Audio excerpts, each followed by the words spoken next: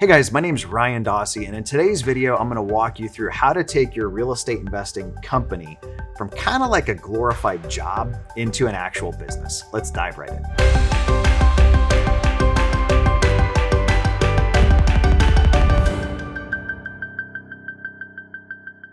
So for today's video, I wanted to get a little bit personal with you guys and actually kind of share the story and some lessons I got from watching my dad in business. I don't know that I've shared this on YouTube before. I think I've probably alluded to it in like social media posts or email. But I grew up with my dad being kind of a solopreneur business owner. And I honestly credit a lot of my work ethic and drive and passion to him. But there were also several things that was like, hey, I don't want to do it that way. So this one's going to be a little bit more like candid. But I had kind of a cool thing happen today that I wanted to share with you guys on that as well. So my dad's issue in business, and I think he would agree with this if he ends up watching this particular video, was that he got to like, call it 6 figures a year run rate, but didn't get it to the point that like he could replace himself. There were times that he had like a helper, or there were more times than I can count that I was paid to help like hang TVs, run wire, that kind of stuff, but never really got it to the point that he could step out of the day-to-day. It was never really like a running or managing crews. And whether that was just didn't have enough demand, or honestly more of like a control thing of, hey, nobody can do this as good as I can do it thing.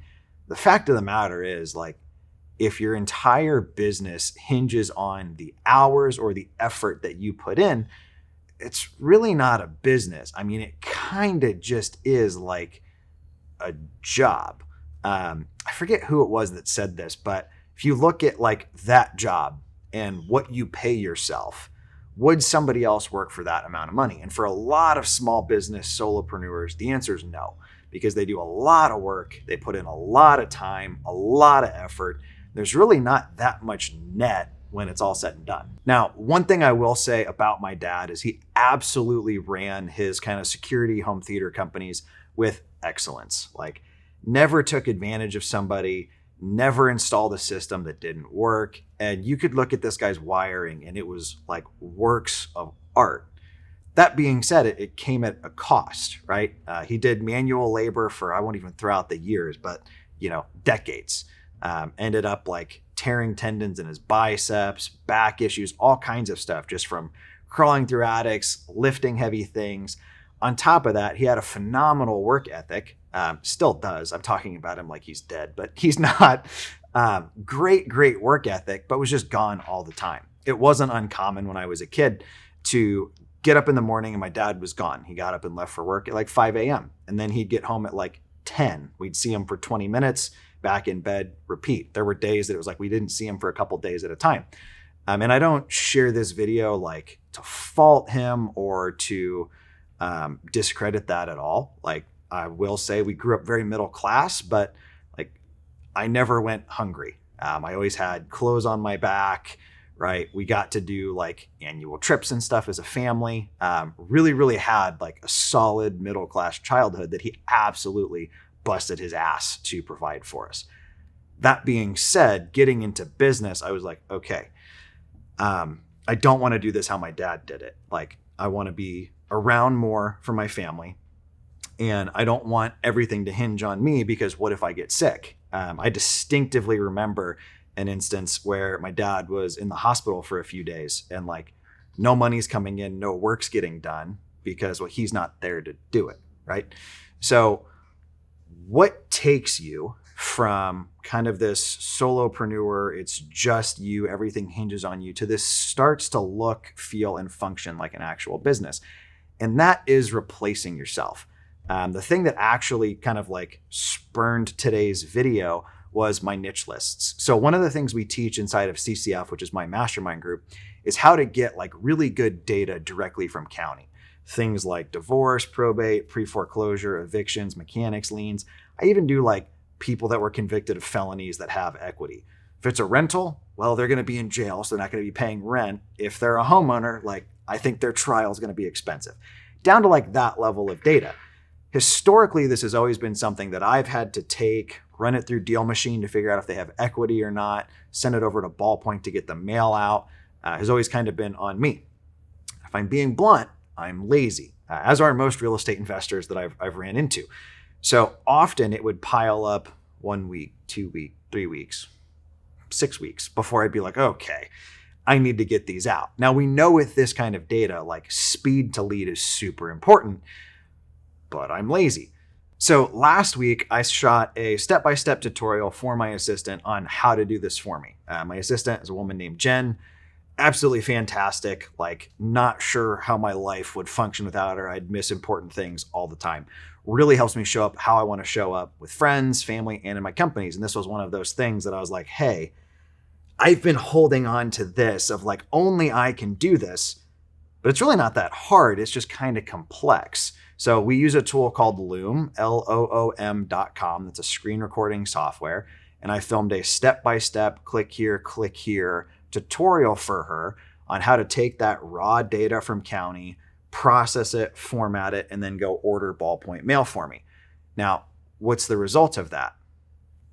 I've removed myself from that aspect of the business of, instead of niche lists piling up, they're now going out every single day like clockwork.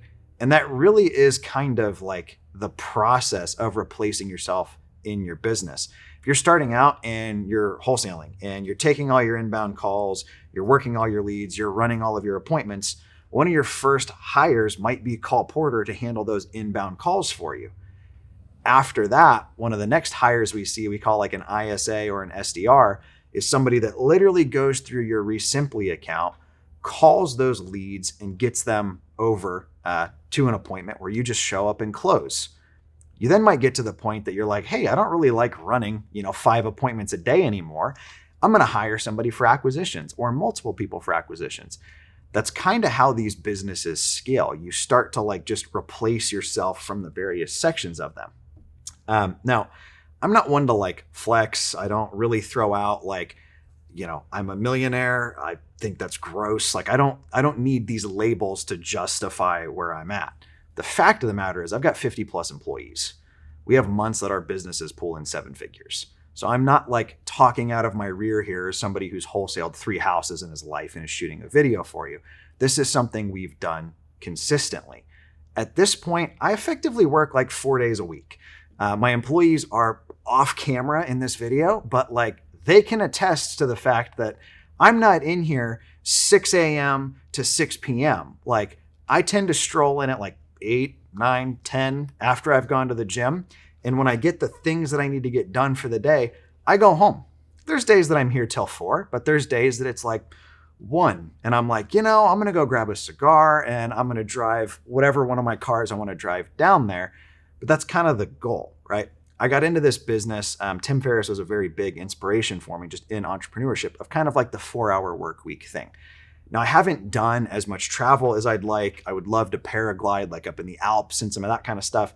But what I have been able to do is support my wife very, very well. She's a military psychologist. We've moved for her grad school. We've now moved for 2 duty stations. I wouldn't have been able to do that if I hadn't built this business in a way that it runs without me. We buy houses and I get checks on places I've never seen.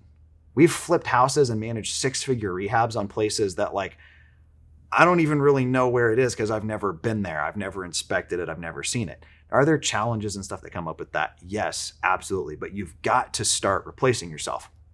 I believe in this so much for you guys. I have several courses I've shot that we don't like push.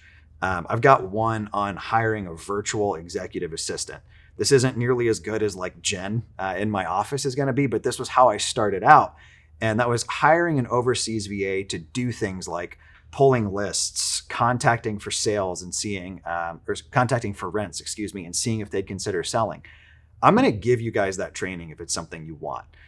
Just email Ryan@RyanDossey.com and just say, hey, send me the hiring training and we'll literally give it to you for free. It was like $99, I think. But again, I'm more interested in being a part of your success than being like, hey, I made 10 grand this month off of courses. Now, you might be watching this as like a solopreneur, you're wholesaling, you're doing deals, and you're making really good money. and you're like, well, I don't want to increase my expenses. I don't want to have to do more work to make the same amount. Like, that's totally cool if you're netting like multi six figures on relatively small amounts of work. I've got a couple friends of mine that is their goal in this business. They market enough to do about one deal a quarter to just jet set like 9 months out of the year. But if you have a family or you aren't making a ton of money, you have to get to a certain economy of scale that the business pays for itself and then some. Owning a business like this can be a huge asset, or it can be a liability if it's just you and everything hinges on you. Take a look at like every legit business that you do business with, right? The grocery store you go to, they're buying mayonnaise for $2, they're selling it for $4, right? They didn't make $2 in profit. They have to pay for the store, the staff, the healthcare, the benefits, the insurance, the building, right? All of that stuff. There's a certain cost of doing business. But once you get to the point that you're replaced from that, I can tell you I would way, way rather make $20, $30, $50, $100,000 a month in passive income because people that I value are doing the day-to-day stuff versus me making six figures a year, having to do everything, being on the hook for everything and not having any help. At the end of the day, I've used this phrase before, like you can build businesses that serve you or enslave you. It's your choice.